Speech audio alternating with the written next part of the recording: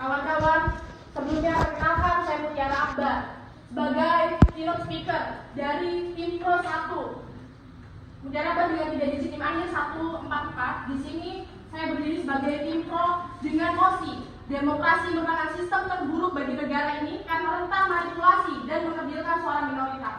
Bung Yedi yang saya hormati dan kawan-kawan semua, saya mengambil kata kuncinya 2 tentang demokrasi dan juga hak. Di mana yang kita ketahui, demokrasi adalah suara dari rakyat untuk rakyat dan juga oleh rakyat, yang dimana seharusnya demokrasi ini menjamin adanya kebebasan untuk berpendapat. Tapi pada kenyataannya sangat ironis, pada jurnal Oligarki Politik di Indonesia yang diterbitkan oleh Fedi Hadi, di mana adanya dominasi elit yang bisa memanipulasi suara-suara rakyat yang seharusnya suara rakyat ini didengarkan secara terbuka.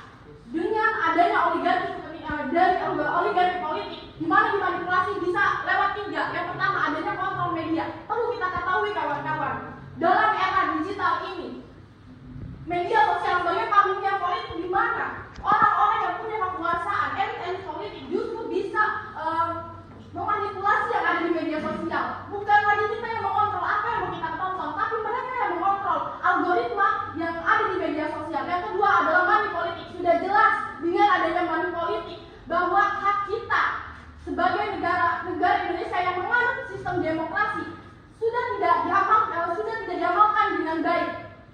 Maka dari itu kami dari tim Pro setuju dengan mosi hari ini.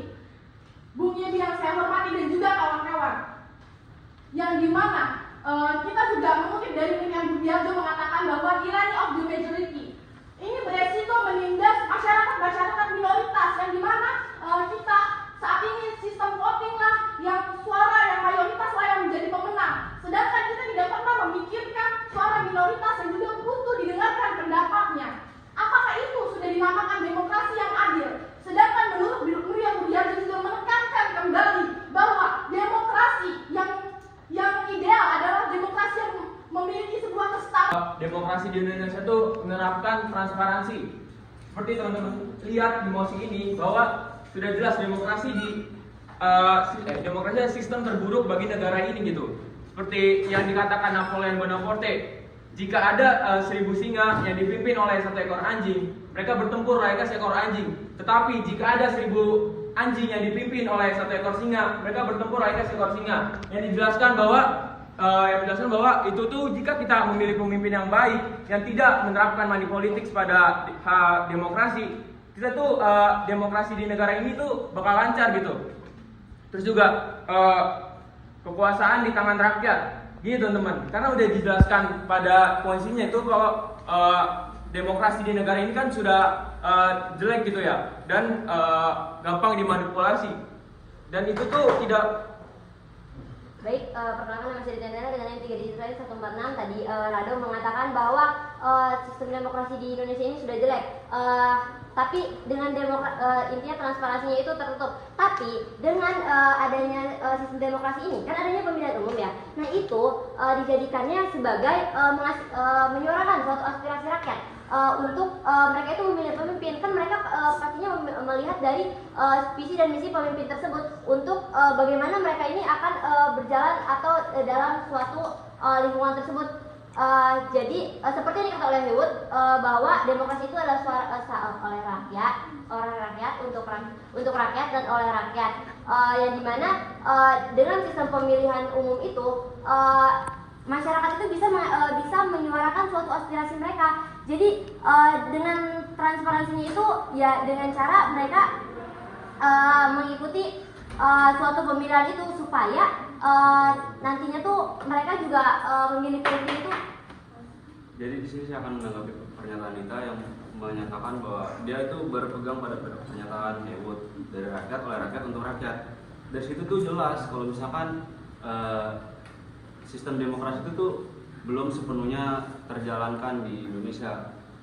Pernyataan mengenai Budiarjo tentang demokrasi Pancasila yang terjadi pada Orde Baru, kenyataannya demokrasi itu belum sepenuhnya terlaksana karena kebebasan individu serta hak-hak itu belum diberikan.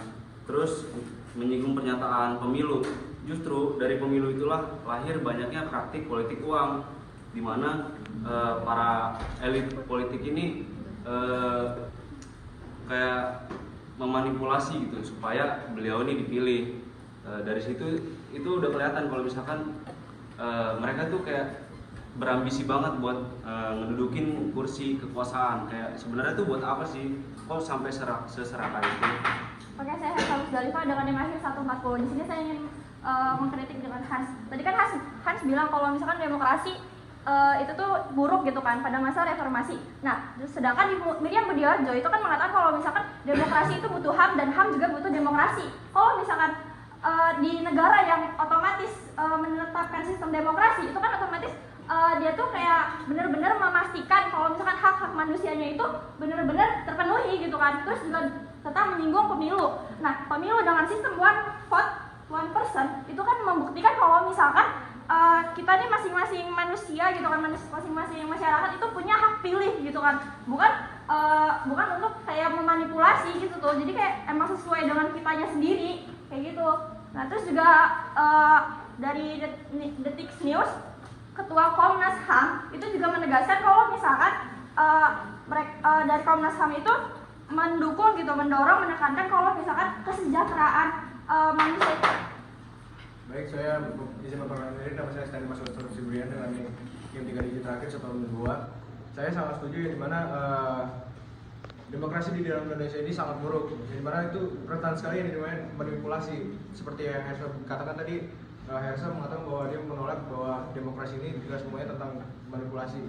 Pada dasarnya di dalam Indonesia pun yang sering terjadi di dalam rakyat Indonesia juga tentang kembali lagi dengan pemilu, yang dimana masih sering terjadi tentang money politik, yang dimana di situ kan kita bisa melihat bahwa di situ sudah terjadi yang dimana manipulasi dari individu politik ini terhadap rakyatnya, yang dimana dia mencoba untuk melobi para rakyat untuk memilih beliau atau untuk siapapun individu itu yang sedang menjalani pemilu itu. Nah di sini kan sudah terlihat kalau di Indonesia itu sangat fatal sekali namanya dengan demokrasi yang buruk ini. Dan di sini kan kita juga bisa memandang bahwa aku juga mengatakan bahwa pemerintah itu dipilih oleh rakyat untuk rakyat dan juga Izin memperkenalkan diri, saya Lydia Putri Mulyana dengan 3 digit terakhir 142. Di sini saya akan menyanggah pernyataan dari Hans.